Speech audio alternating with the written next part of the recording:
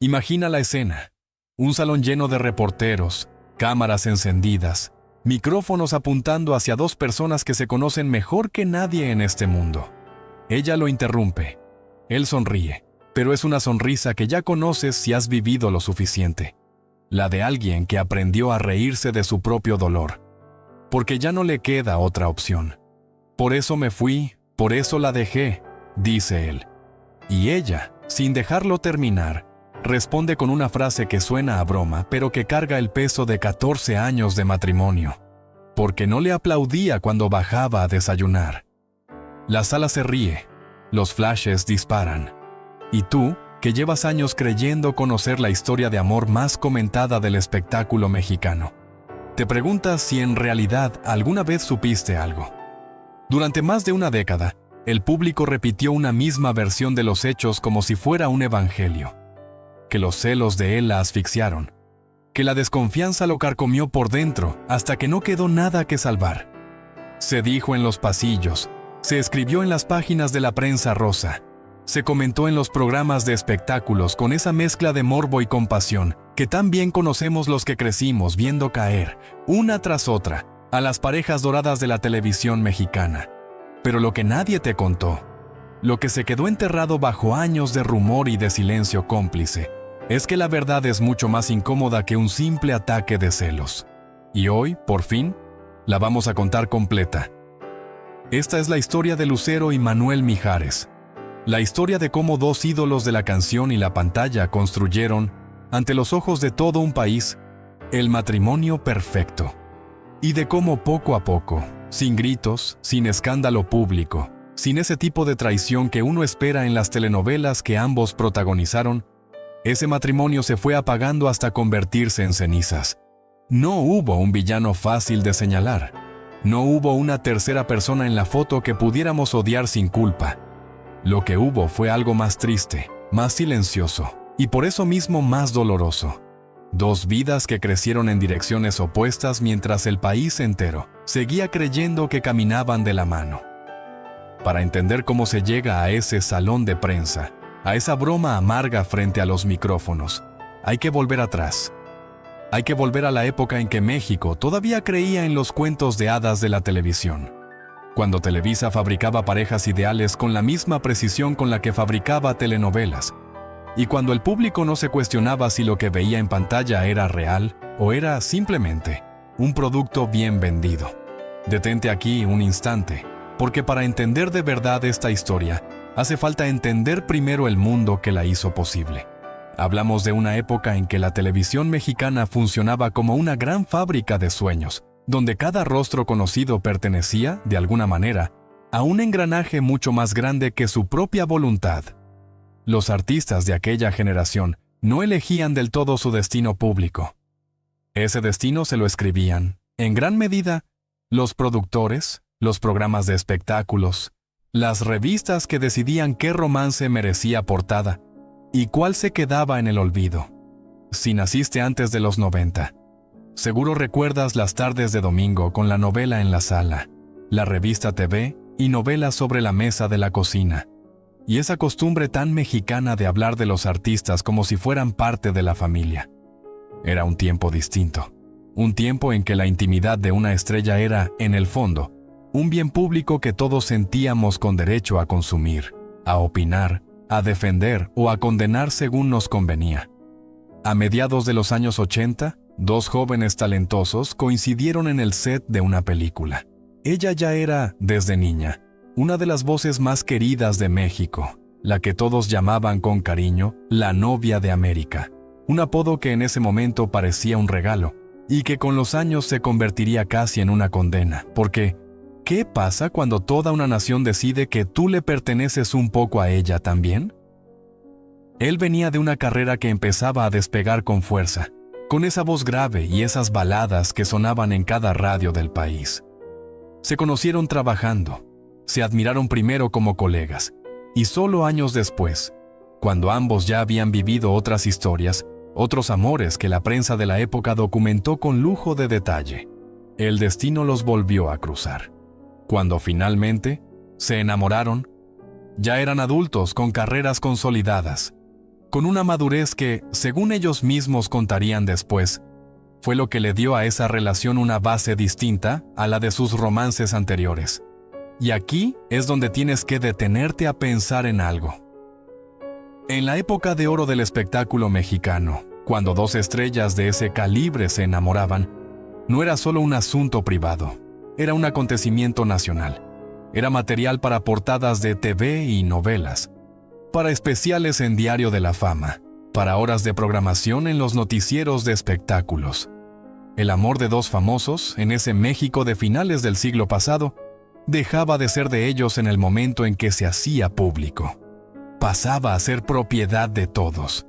Y eso, aunque en su momento se vivió como una bendición, con el tiempo se convertiría en una jaula dorada de la que sería casi imposible escapar sin que el país entero sintiera que le debían una explicación. La boda fue, sencillamente, un espectáculo sin precedentes. No hablamos de una boda cualquiera de dos artistas queridos. Hablamos de un enlace que se transmitió en vivo, como si fuera la coronación de una realeza que México había decidido inventarse a falta de la propia. Las calles alrededor de la iglesia se llenaron de gente. Las cámaras de televisión no perdieron un solo instante de la ceremonia. El sistema, ese entramado de medios y televisoras que decidía qué historias merecían convertirse en mito, había encontrado en ellos dos la pareja perfecta para vender un sueño. El sueño de que el amor verdadero sí existía, y que además existía entre gente hermosa, talentosa y exitosa.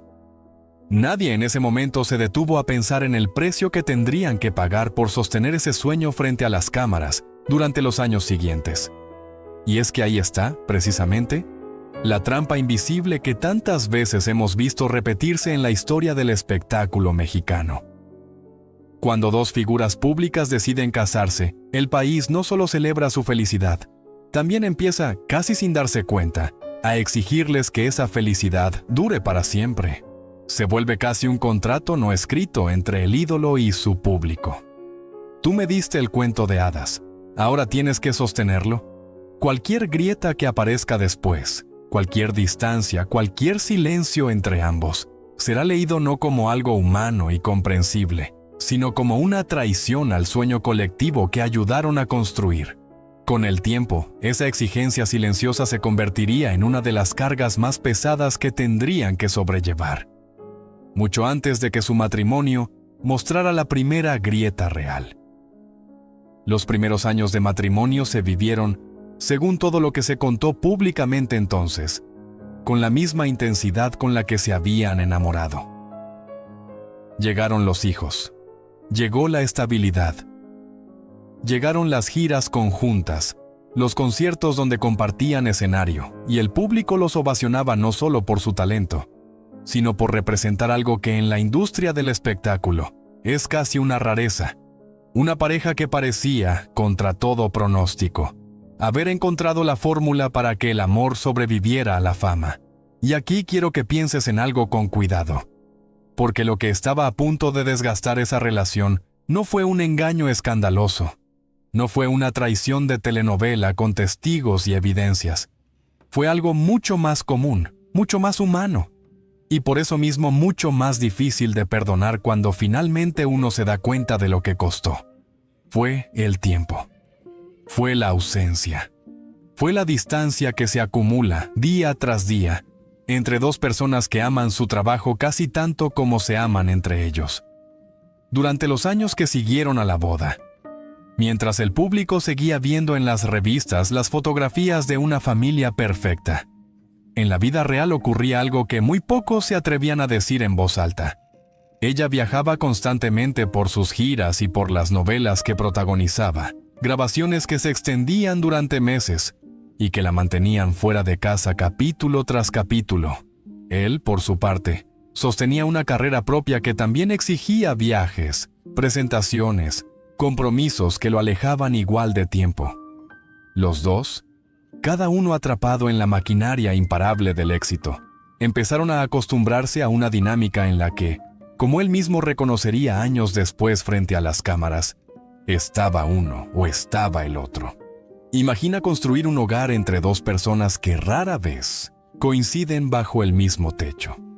Imagina sostener un matrimonio a fuerza de llamadas telefónicas y encuentros breves entre vuelo y vuelo, entre grabación y grabación, mientras todo un país sigue creyendo que ahí, en esa casa, vive la pareja más sólida del medio artístico.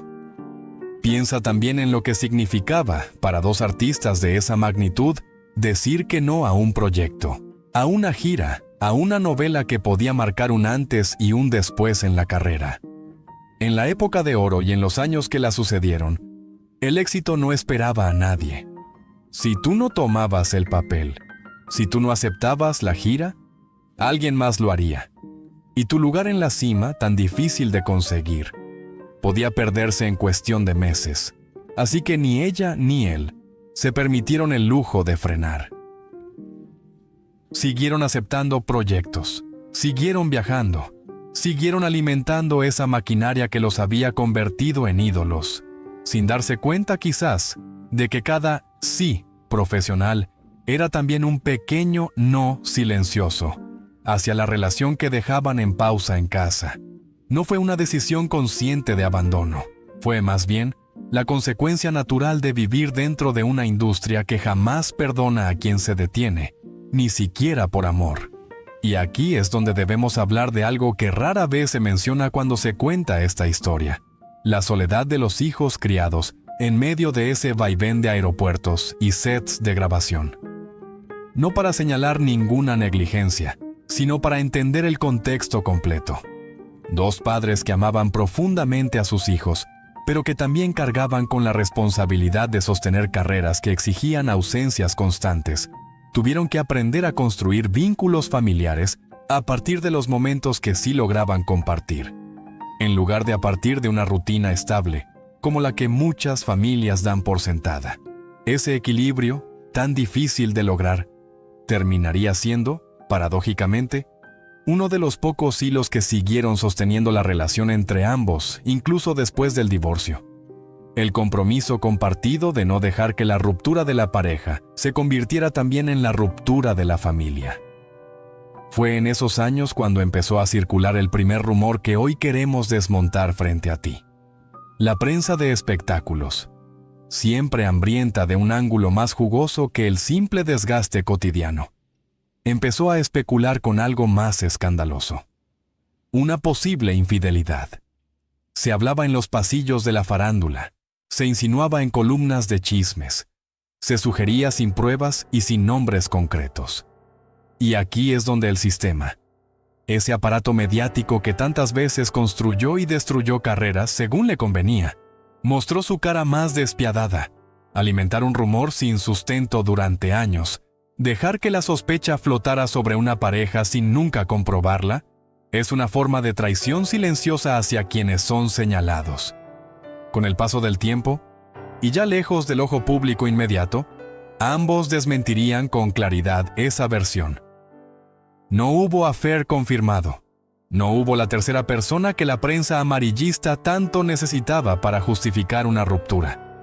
Lo que hubo, en cambio, fue algo que a la industria del espectáculo casi nunca le interesa contar, porque no vende tantas portadas: el simple y doloroso desgaste de dos personas que dejaron de coincidir en la vida cotidiana.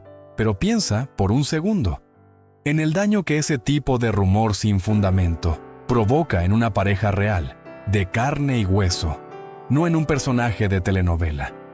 Cada portada que insinuaba una infidelidad sin nombrarla, cada programa de espectáculos que dedicaba minutos enteros a especular sobre quién sería la tercera persona, sembraba una semilla de sospecha que, aunque fuera falsa, terminaba filtrándose también en la relación misma. Es imposible vivir bajo el peso constante de una sospecha pública sin que esa sospecha, tarde o temprano, empiece a corroer algo por dentro.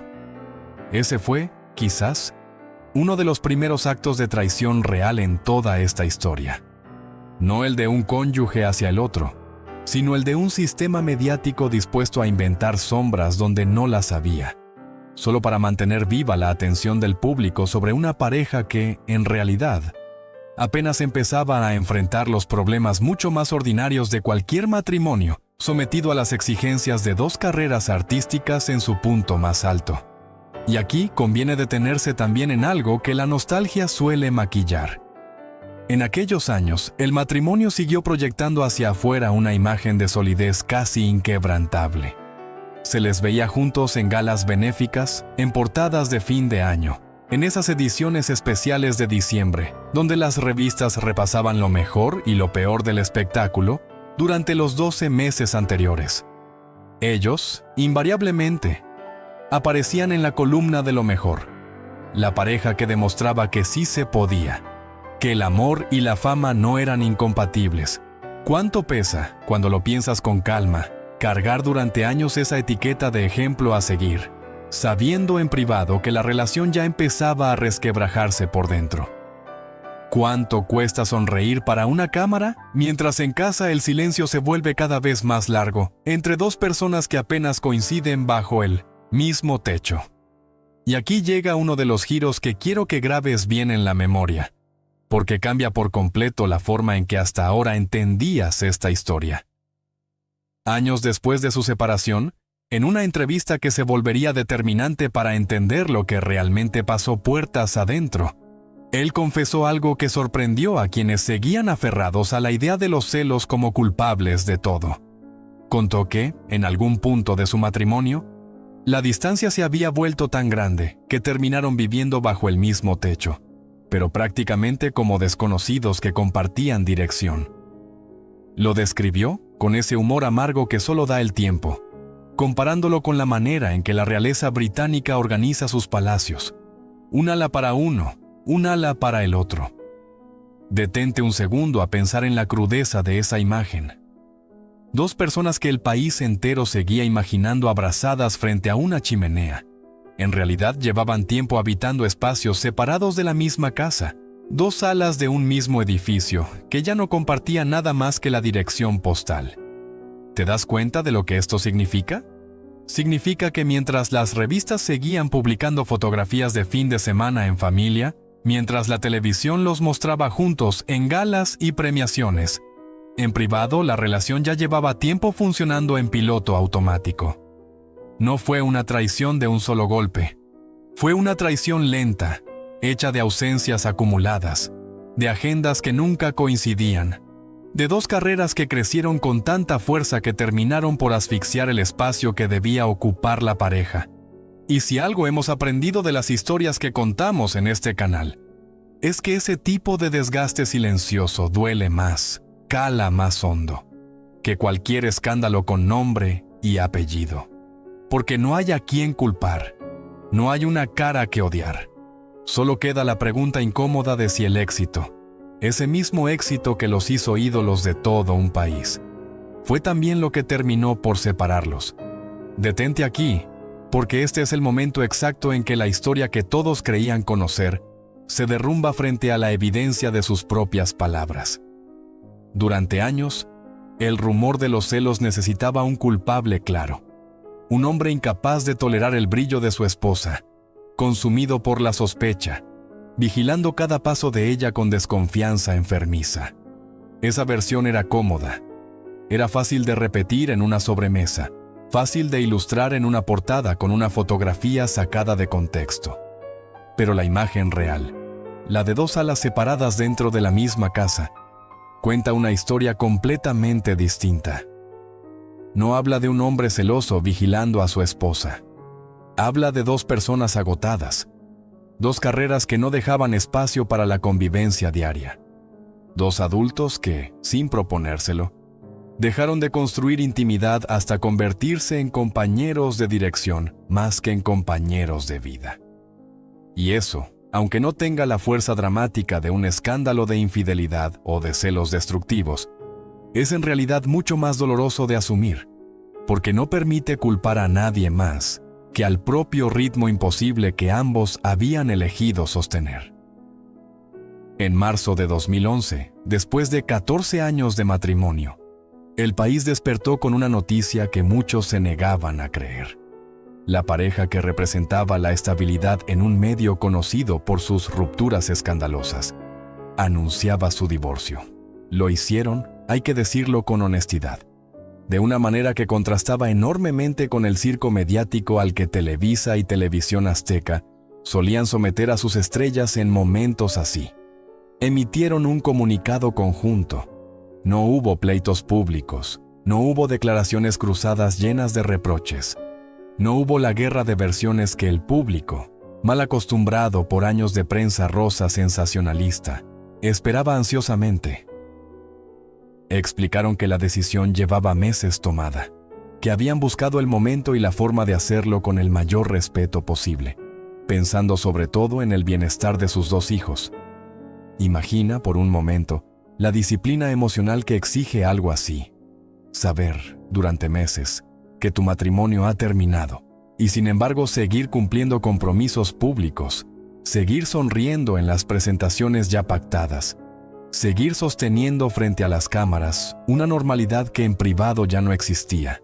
Todo para poder anunciar la noticia en el momento y de la manera que ustedes mismos eligieran, y no como el sistema hubiera preferido, imponérselas. Y aquí, de nuevo, el sistema mostró su verdadera cara. Una ruptura manejada con dignidad y discreción resultaba, para buena parte de la prensa de espectáculos, una historia aburrida. Necesitaban un villano. Necesitaban un culpable. Y ante la ausencia de pruebas de infidelidad, ante la falta de un escándalo jugoso que vender en portada, el rumor de los celos, de la desconfianza enfermiza, de un hombre que no soportaba el éxito y la libertad de su esposa, resultó el relato más fácil de sostener, sin que nadie lo desmintiera de inmediato. Piénsalo bien. Durante años, ese rumor circuló casi como un hecho aceptado, repetido en programas de espectáculos, comentado en las mesas de redacción de las revistas de chismes, aceptado por buena parte del público sin que nadie se detuviera a preguntar de dónde salía realmente esa versión. Es el mismo mecanismo que hemos visto una y otra vez en la historia del espectáculo mexicano. Cuando la verdad es demasiado ordinaria, demasiado humana, el sistema prefiere fabricar una narrativa más dramática, más fácil de digerir, aunque eso signifique cargarle a una sola persona la culpa de algo que en realidad fue responsabilidad compartida. Aquí no hubo un despiadado que destruyera deliberadamente la felicidad ajena. Hubo, en todo caso, una industria despiadada con la verdad misma, dispuesta a sacrificarla con tal de mantener viva la maquinaria del morbo. Lo que sí reconocieron ambos, con el paso de los años y ya sin la presión de proteger una imagen de matrimonio perfecto, fue algo mucho más sencillo y mucho más triste.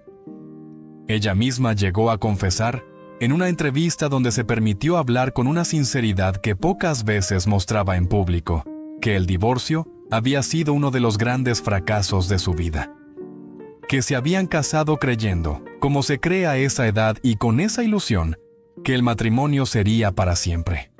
Que la separación jamás estuvo en sus planes, que ni siquiera figuraba como posibilidad en el diccionario emocional con el que habían construido su relación.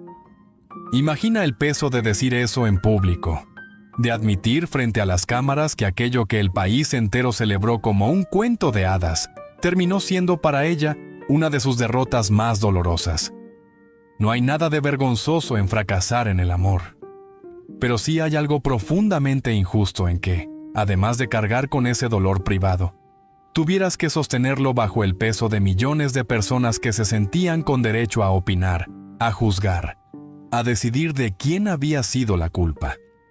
Y aquí llega, quizás, el momento más revelador de toda esta historia. El giro que verdaderamente desmonta el mito de los celos que durante tanto tiempo se sostuvo sin fundamento. En una entrevista realizada años después de la separación, ambos, ya con la distancia suficiente para hablar del tema con humor y sin heridas abiertas, coincidieron en señalar algo mucho más cotidiano, como una de las verdaderas fuentes de fricción en su matrimonio: las diferencias en la manera de comunicarse. El hecho de que él sintiera que en cada entrevista conjunta terminaba sin espacio para hablar, mientras ella lo hacía con la naturalidad y la soltura que la habían convertido en una de las entrevistadas más queridas del medio.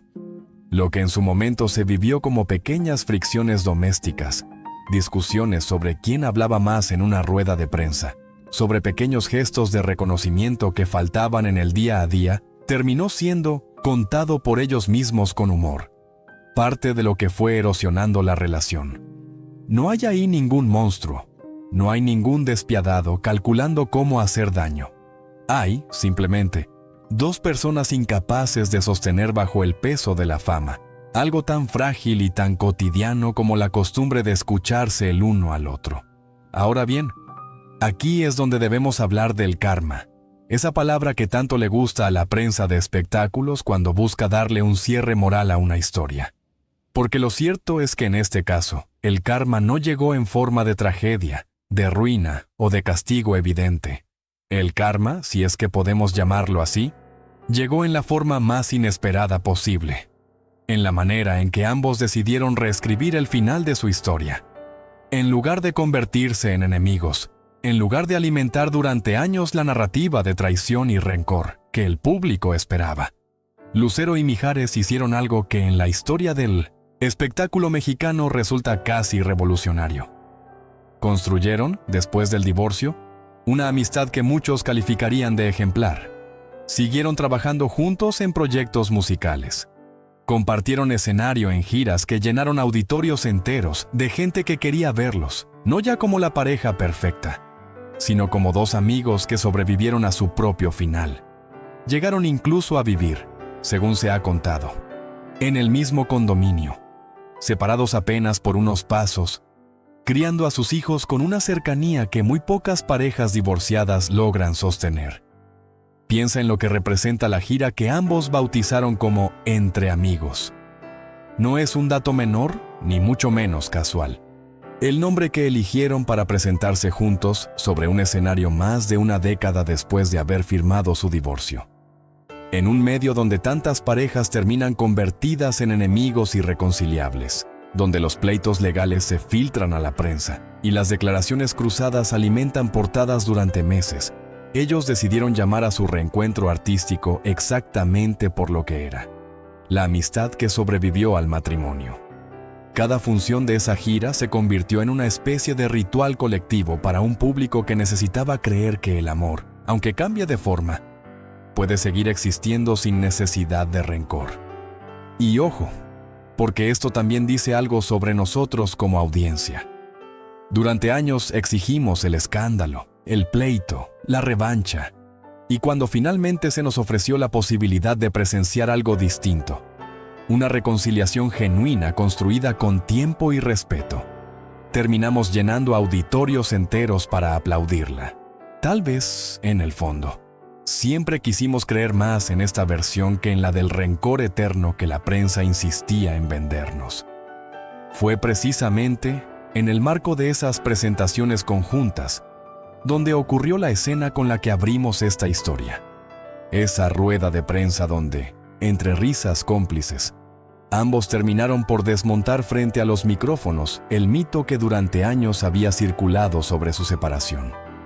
No hubo necesidad de un comunicado solemne ni de una entrevista lacrimógena para contradecir el rumor de los celos.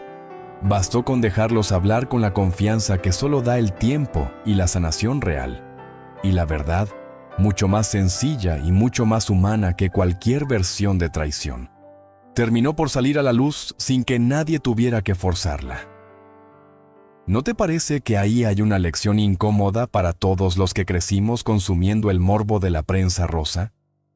Durante años esperamos el escándalo, el pleito, la revancha pública, la guerra de declaraciones. Y lo que obtuvimos, en cambio, fue el ejemplo silencioso de dos personas que decidieron no darle al sistema el espectáculo que tanto ansiaba. El verdadero giro de traición en esta historia no fue de uno hacia el otro. Fue de la prensa hacia el público, al sostener durante años un relato de celos y desconfianza que nunca tuvo fundamento real, con tal de vender más ejemplares, más ratings, más clics. Fuimos nosotros, como audiencia, quienes durante mucho tiempo preferimos creer en la versión más dramática antes que en la más humana. Y no es la primera vez que ocurre algo así en la historia del espectáculo mexicano, ni será la última. ¿Cuántas parejas de esa misma generación dorada terminaron cargando durante años con versiones fabricadas de su propia ruptura, simplemente porque la verdad, más aburrida, más cotidiana, no vendía tantos ejemplares como un buen escándalo de infidelidad o de celos enfermizos. El sistema aprendió, desde los tiempos de la prensa rosa clásica, que el público perdona con más facilidad una historia de villanos y víctimas que una historia de dos personas normales enfrentando problemas normales, agravados únicamente por la exposición pública a la que la fama las condenaba. Es más fácil odiar hasta un villano imaginario que aceptar que a veces el amor simplemente se desgasta, sin que nadie tenga toda la culpa. Compáralo, si quieres, con la forma en que hoy se maneja cualquier ruptura de una pareja famosa. Basta un tweet, una historia de Instagram medio borrada, para que en cuestión de minutos exista ya una teoría completa, con capturas de pantalla y supuestas pruebas, circulando en redes sociales antes de que los propios involucrados hayan dicho una sola palabra. En aquellos años, en cambio, el silencio todavía era posible. Una pareja podía sostener durante meses, incluso años, una versión discreta de su ruptura, sin que existieran 1000 cámaras de celular documentando cada gesto. Y sin embargo, ni siquiera esa discreción de otra época bastó para frenar el rumor de los celos, que terminó instalándose en el imaginario colectivo, con la misma fuerza que si hubiera sido un hecho comprobado. Imagina lo que costaría hoy, en la era de la sobreexposición total, sostener una versión tan alejada de la fabricada por el propio público. Con el paso de los años, esa amistad se ha vuelto paradójicamente más comentada que el propio matrimonio. Cada vez que comparten escenario, cada vez que se les ve bromear frente a la prensa sobre los motivos de su separación, se genera la misma ola de nostalgia y de ternura en el público. Es como si, sin proponérselo, hubieran encontrado la manera de sanar en público una herida que en su momento se abrió también en público. Y quizás ahí está la verdadera moraleja de esta historia, la que de verdad importa contarte hoy, que el fracaso de un matrimonio no tiene por qué convertirse en la ruina de dos vidas, y que a veces la reconciliación silenciosa, hecha de respeto y de tiempo compartido con los hijos, vale más que cualquier titular escandaloso. Vale la pena, antes de cerrar esta historia, pensar en cuántos otros ídolos de esa misma generación no tuvieron la fortuna ni la madurez de encontrar ese mismo camino. Cuántas parejas del espectáculo mexicano, atrapadas en divorcios convertidos en guerra pública, terminaron arrastrando durante décadas el rencor frente a las cámaras, alimentando con cada declaración la misma maquinaria que alguna vez los hizo ídolos y que después se encargó de convertirlos en villanos el uno del otro. La fama, cuando se combina con una ruptura mal manejada, tiene la capacidad de convertir a dos personas que alguna vez se amaron en enemigos eternos frente a un público que jamás se cansa de tomar partido. Lucero y Mijares, en cambio, entendieron algo que muy pocos en su posición logran entender a tiempo: que el verdadero triunfo, después de un fracaso amoroso, no está en ganarle la narrativa al otro frente a la prensa, sino en negarse juntos a convertir esa narrativa en un arma. Piensa, por un momento, en todo lo que tuvieron que enfrentar para llegar a este punto. Piensa en los años en que cargaron, cada uno por su lado, con el peso de un rumor que los señalaba injustamente. Piensa en lo que cuesta, dentro de una industria que se alimenta del escándalo, sostener durante más de una década una versión distinta a la que el público exigía escuchar. Y piensa, sobre todo, en lo que dice de ellos el hecho de que hoy, más de 13 años después de aquel divorcio, sigan compartiendo escenario, sigan haciendo bromas frente a la prensa sobre los motivos de su separación, sigan defendiendo con humor y con cariño la memoria de lo que fueron el uno para el otro. Y quizás por eso, cuando hoy los ves compartir escenario, cuando los escuchas bromear sobre desayunos sin aplausos y sobre alas separadas dentro de una misma casa, lo que en realidad estás presenciando no es el eco de una herida mal cerrada, sino la prueba de que sí es posible atravesar el fracaso de un matrimonio sin perder la humanidad en el intento. No todos lo logran. La historia del espectáculo mexicano está llena de ejemplos de lo contrario, de parejas que convirtieron su divorcio en un campo de batalla del que sus propios hijos terminaron pagando el precio más alto. Que ellos hayan elegido otro camino no los hace inmunes al dolor que sí vivieron, pero sí los distingue de una manera que merece ser contada con el mismo detalle con el que durante años se contó el rumor equivocado de los celos. Esta es, en el fondo, la lección que nos deja la historia de Lucero y Mijares.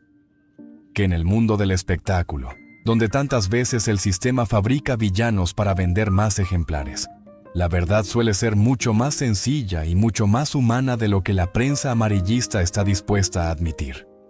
No hubo un despiadado. No hubo una traición imperdonable escondida durante años. Hubo, simplemente, dos personas que se amaron con la misma intensidad con la que persiguieron sus carreras, y que terminaron por descubrir, ya tarde para salvar el matrimonio, pero a tiempo para salvar el respeto mutuo, que el verdadero amor a veces no se mide por cuánto dura una relación, sino por la manera en que dos personas deciden tratarse cuando esa relación finalmente termina. ¿Y tú, que llegaste hasta aquí creyendo conocer toda la historia, que quizás repetiste alguna vez en una conversación de sobremesa que fueron los celos los que acabaron con ese matrimonio? Hoy tienes en tus manos una versión distinta, contada desde las propias voces de sus protagonistas, sin necesidad de inventar traiciones que nunca existieron. Porque a veces la verdad no necesita ser exagerada para doler. A veces basta con contarla tal cual fue. La historia de dos ídolos que el país entero quiso ver eternamente enamorados y que en cambio nos enseñaron algo todavía más valioso, que el amor que sobrevive no siempre es el que permanece intacto, sino el que aprende a transformarse sin destruir a quienes alguna vez lo sostuvieron.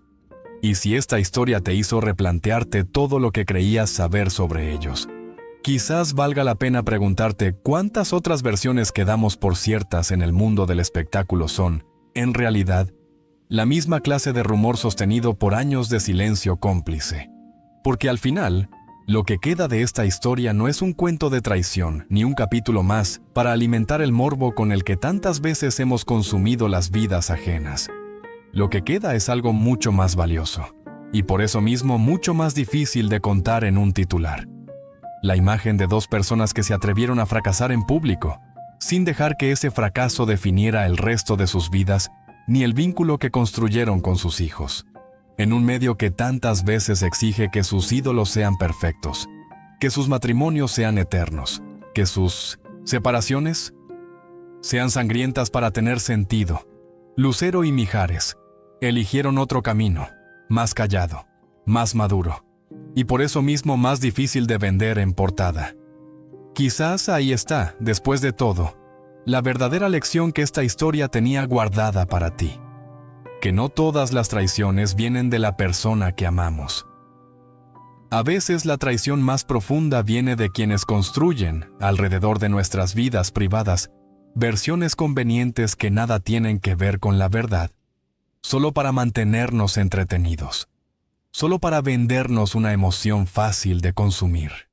Y que la verdadera fortaleza, la que de verdad merece ser recordada con respeto, no está en sostener para siempre un matrimonio a cualquier costo, sino en saber transformarlo cuando ya no puede sostenerse, en algo distinto que no destruya lo que sí vale la pena conservar: el respeto, la amistad y el amor incondicional hacia los hijos que fueron testigos de todo. Si esta historia te dejó pensando en cuántas otras versiones del espectáculo mexicano merecen ser contadas de nuevo, con la verdad por delante y sin necesidad de inventar traiciones que nunca existieron, quédate cerca, porque esta apenas es la primera de muchas historias que aún tenemos guardadas para ti.